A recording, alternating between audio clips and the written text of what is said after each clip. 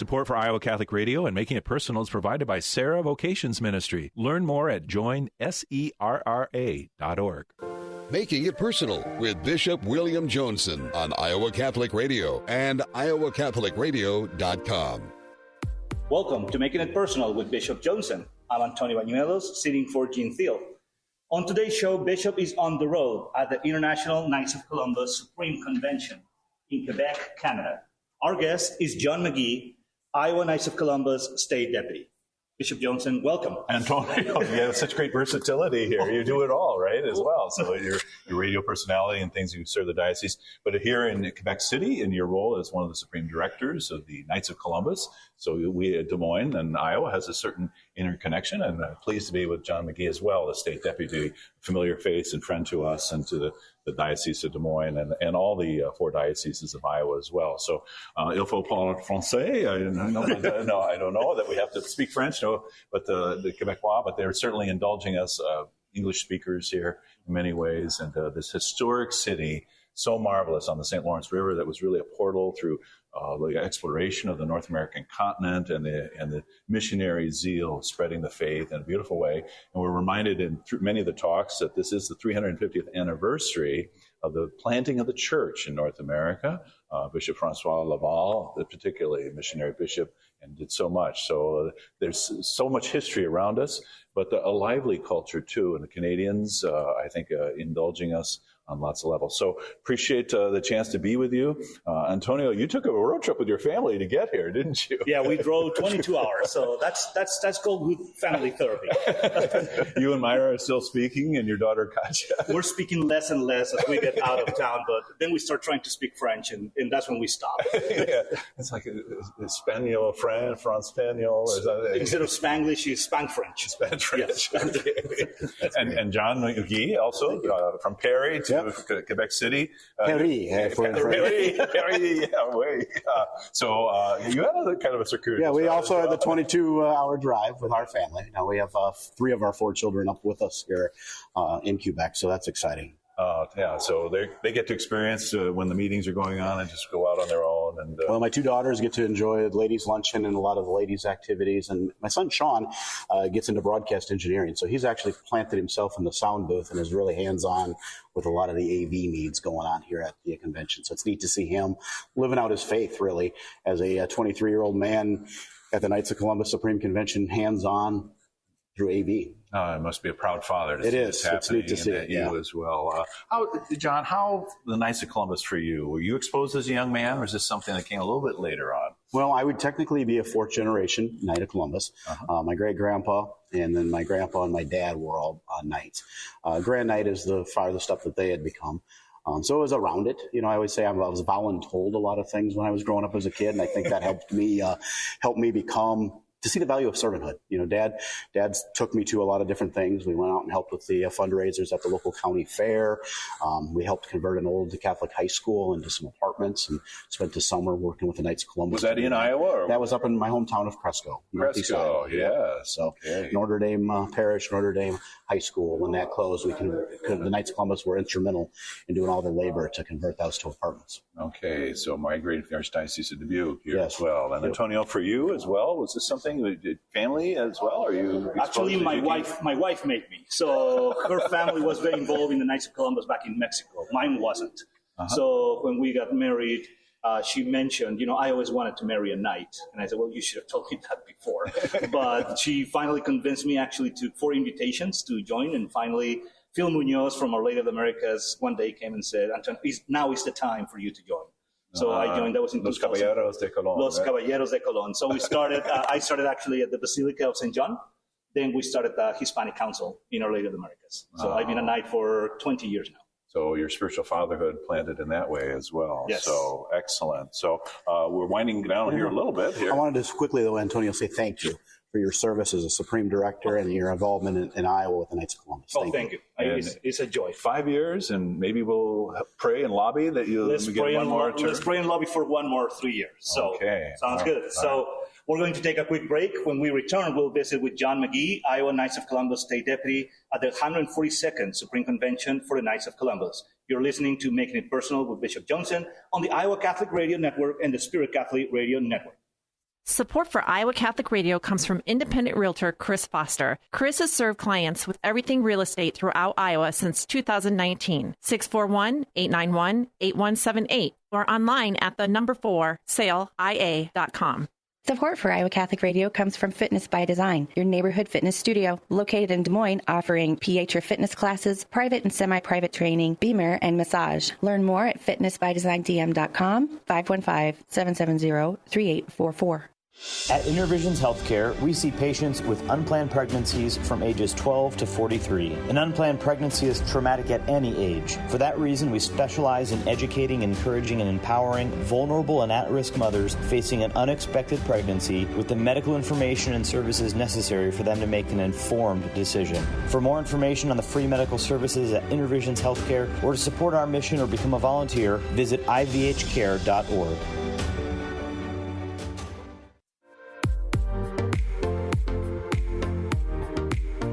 Welcome back to Making It Personal with Bishop Joensen. On today's show, Bishop is on the road at the Supreme Convention of the Knights of Columbus in Quebec, Canada.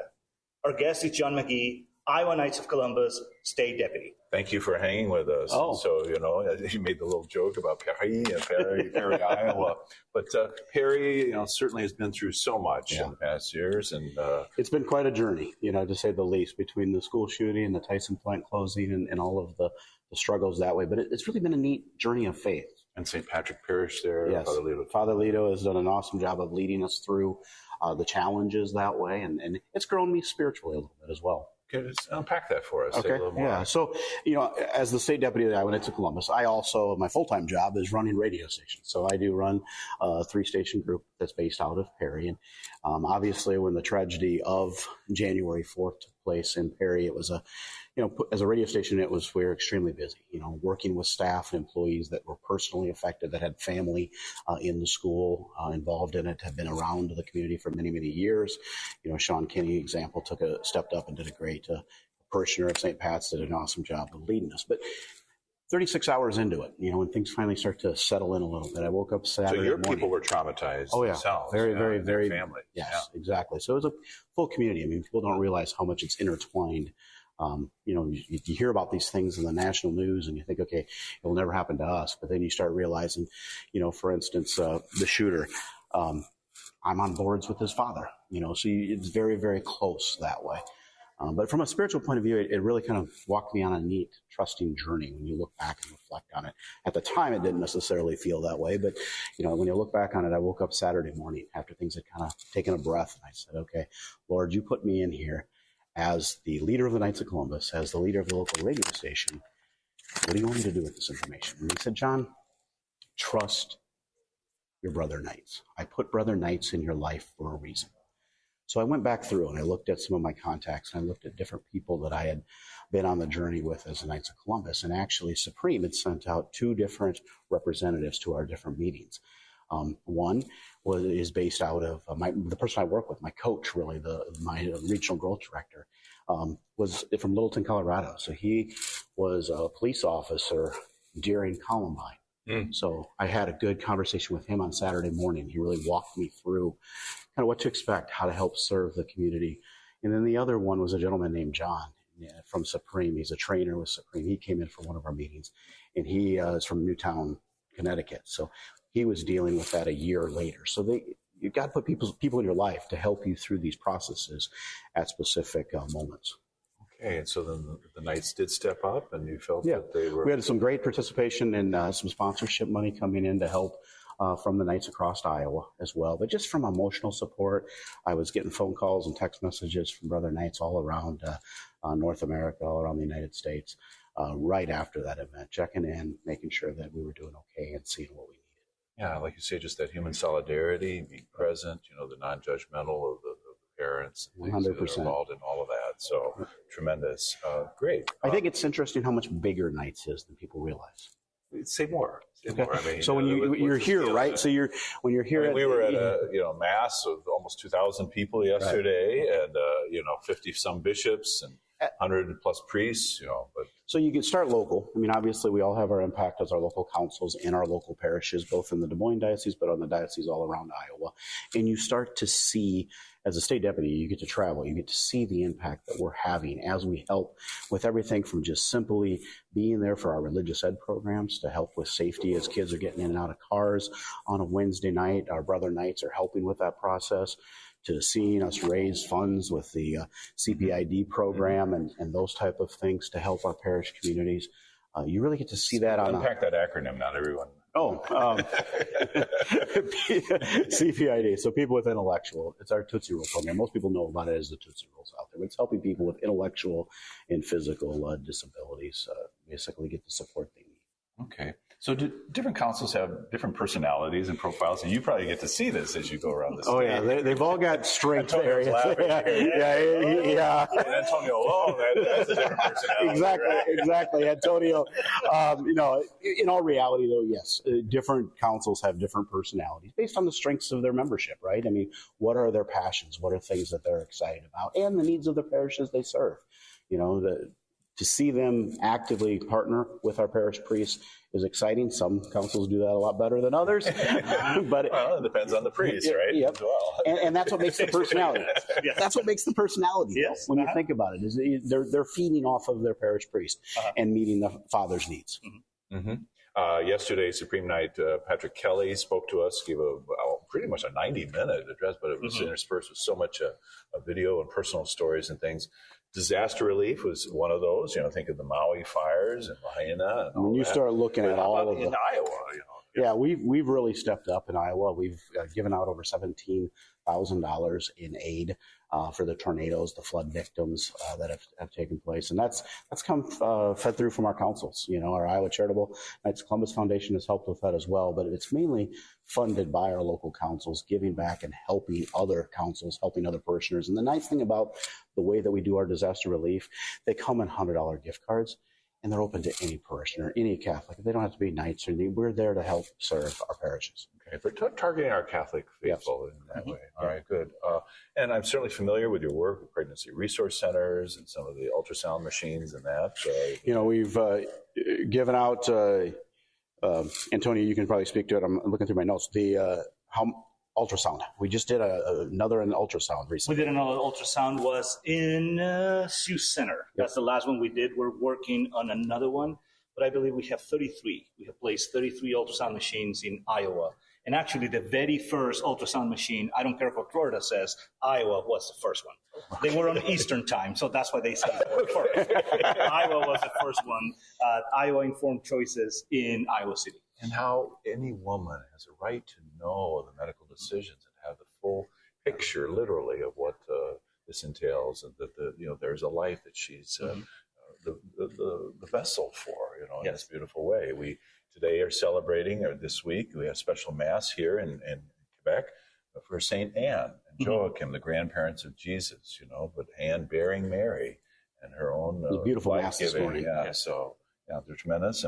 And His Eminence, Thomas Cardinal Collins, who will be in Des Moines in October with the Midwest region of the Sarans. So awesome. Kind of get a preview of his own talk as well. So supporting families. The aid and support pregnancy is a continuation. We start off with the ultrasound with a pregnant mother out there, but then we also look at aid and support after pregnancy, which is the aid and some ASAP program, as it's commonly referred to. And this year, or within the last couple of years, we are up to $11 million as Knights of Columbus, providing support to pregnancy care centers that take care of mom and baby after the pregnancy. So getting them off to a good start, making sure that they've got what they need. Yeah, and dispelling that canard that we're only interested in the preborn life, but walking with, accompanying, and then dovetailing with some of the state programs that have been initiated, for which the Iowa Catholic Conference has been lobbying also. But the Knights have been there. They've been there long before some of these other political initiatives. So. Yes. And we're here to serve. That's the neat thing about, you see it at the local level, at the council level, see it at the state level, and then we're here at Supreme. You see it internationally. How we really are serving in a whole bunch of different ways, from helping out in Ukraine all the way right down to the streets in Iowa. An initiative on the international level I didn't know until yesterday was defending religious freedom in Nigeria and other places. And that certainly strikes us as, our priests from the Archdiocese of Calabar who are serving in the diocese. They tell the stories, for them, some of the perilous trips that, vary visits. So, and women in particular who are at risk. Yes. I think here in Iowa, we take that for granted. The idea of stepping up and having to defend your Catholic faith and kind of go into the breach that way and be able to stand firm. A lot of times in Iowa, we don't necessarily have to face with that adversity as much as other countries do as they're developing the Catholic faith and going out and evangelizing that. But we have our own ways. We have our own challenges. And part of my motto this year is to rise up and carry your cross. And what I really mean by that is God puts a cross on each and every one of us to carry. A minor compared to the cross that he carried for us and the burden that he carried for us. But we each, I think, all have that moment where we're sitting there and we know what the right thing to do is. But are we willing to step out and stand and do that? And one of the things that I found nice about the Knights is they'll help us stand out. A small example. Okay, when in my first year as state deputy, we decided that I was feeling on my heart in prayer to lead the rosary before all of the masses here at the Supreme Convention. So a year ago, when we had what we call our state's dinner, where all of us incoming state deputies have dinner together on Sunday night before the convention gets started, I shared with a brother Knight from Arizona, Tom. I said, "Hey, Tom, I'm feeling called to do a flash mob rosary." He said, "Let's do it." It would be an awesome thing to do. So he gave me the courage, and him and I together have been leading that now, for 6 different masses, actually including our other meetings that we have throughout the year. So it's neat to see. And then we get state deputies from other jurisdictions to help out with that. And what's really neat is you get a few hundred people while we're waiting to go into mass, and you can just hear it in the hallway.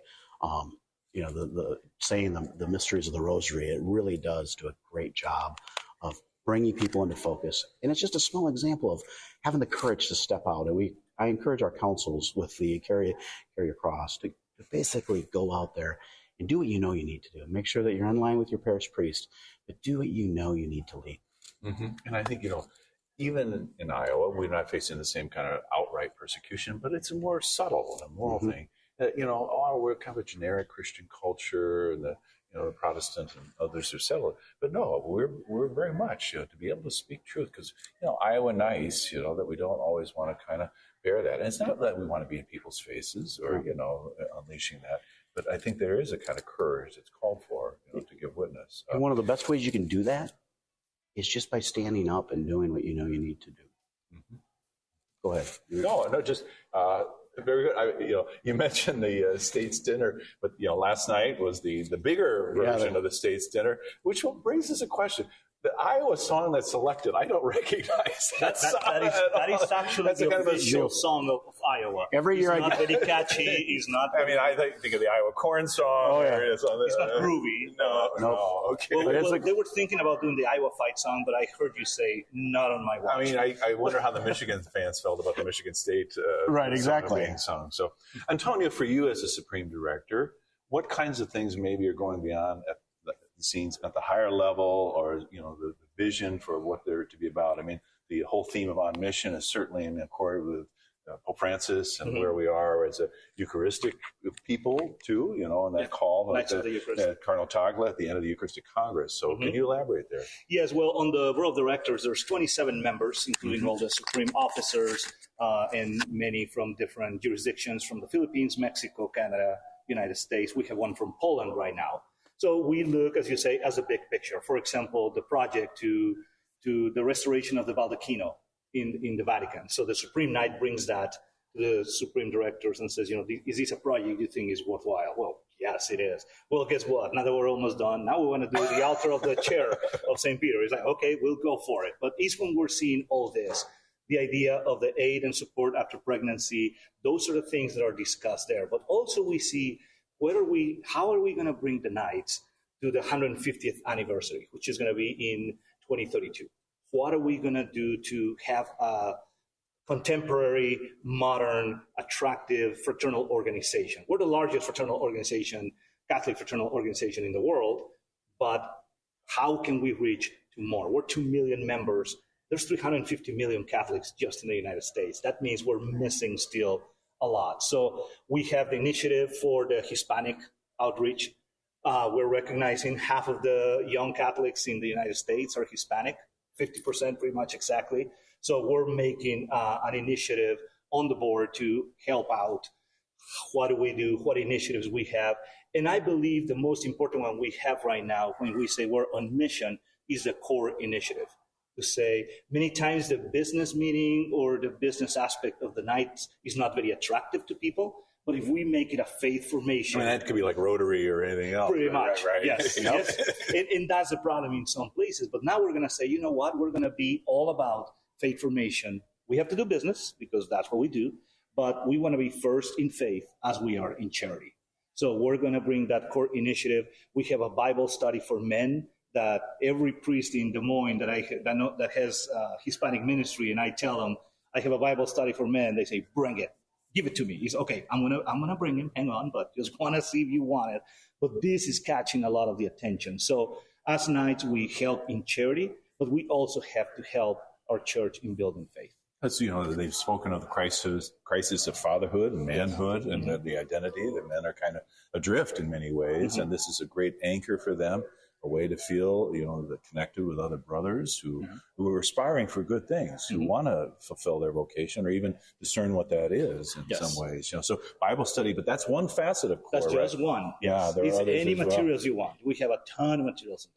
I think with CORE, what I'm seeing in the councils across Iowa really is the opportunity to personalize it, to make it make sense to their individual needs. And it's all about leading men to faith. That's what Father McGivney wanted the Knights of Columbus for, was to make sure that he's a parish priest, right? So his number one objective was to save souls and get people to heaven.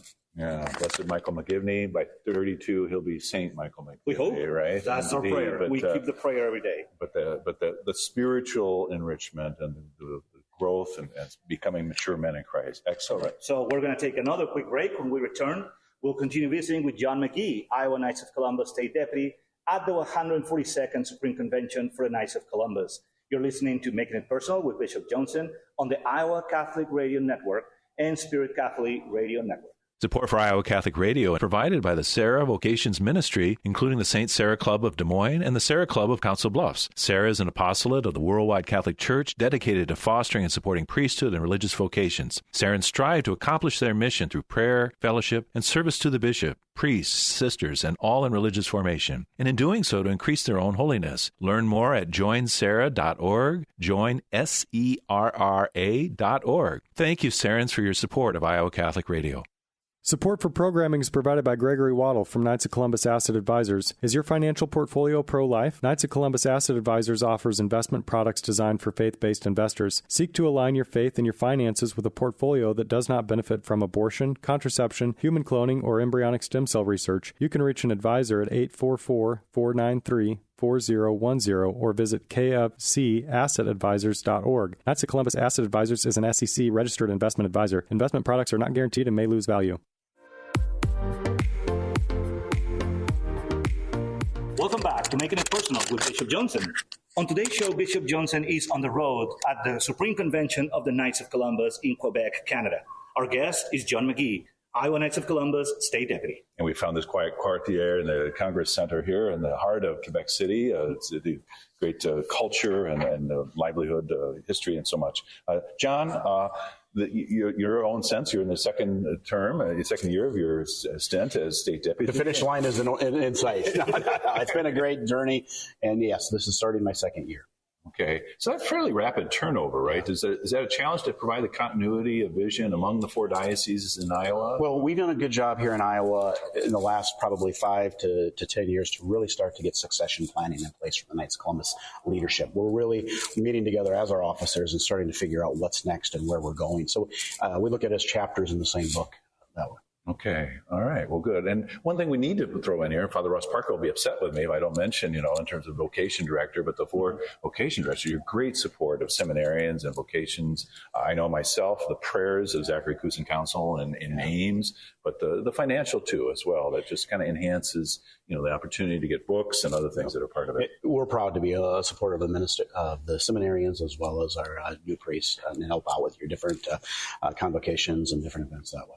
Yeah, so this is not just a Des Moines affair here from the province of Iowa, as we await the installation, the ordination of Bishop Dennis Walsh, Bishop-elect Dennis Walsh in Davenport, and poor Bishop Nicholas, still waiting so he can set down his yoke as well. But so we have 10 delegates that have made the trip, okay? So 10 delegates and wives and families. There's a contingency of about 35 of us from Iowa that are up here in Quebec City, and it's an exciting time for us to kind of bond together, get to know each other. But yes, delegates from all 4 of the dioceses across Iowa, each kind of getting their eyes open to the bigger picture of what can happen. Okay, and I certainly experienced you're very Catholic. You know how to party too. There's nothing wrong with a little fraternity. We call that the fraternity side, right? Yes. That's the bonding that takes place. So are the wives there to tempt you all? They're actually our biggest supporters of it. It's neat to see the wives. I mean, we couldn't do what we do without our wives and the support they give us that way. It's exciting. And they have opportunities for spiritual enrichment, as you referred to later. Yeah. Sure. They were they're with us for a lot of our masses. They're with us for the opening remarks yesterday. Today, right now, getting ready to start on, here we are on Wednesday. And then Wednesday, as we record this, it's a big ladies' luncheon. So it's an opportunity for the ladies and the daughters to all get together and take in a great program and learn more about the area and what's going on. Mm-hmm.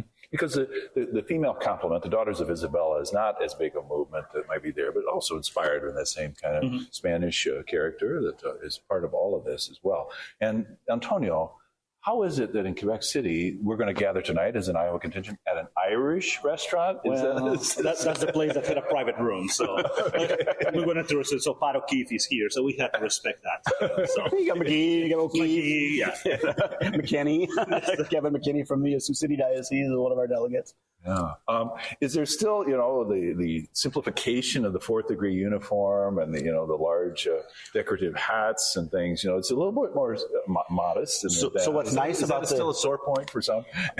Actually, you don't see it as much anymore. Yes, there's probably some, traditions die hard, right? So there's always some of that. But what's really neat to see, and you can see it here internationally, is with the common uniform that we have. Now when everybody from different countries come in, it all pulls together very, very well. Mm-hmm, mm-hmm. Well, I'm inspired that the South Korean contingent here, obviously the Filipino church is very strong and robust, French as well, but Mexico is very strong. I think they were the most vocal at the dinner last night. We're loud, But John, what should we be praying for the Knights? And what would you look for from the bishops in a very short? The biggest thing I would say is just continue to pray for growth and pray that we can instill faith development into our councils. Okay, and Supreme Knight Kelly spoke about his own parish and the kind of spark that's there that young men are being attracted. So thank you very much. Thank you for allowing me to be here. So this has been another edition of Making It Personal with Bishop Joensen.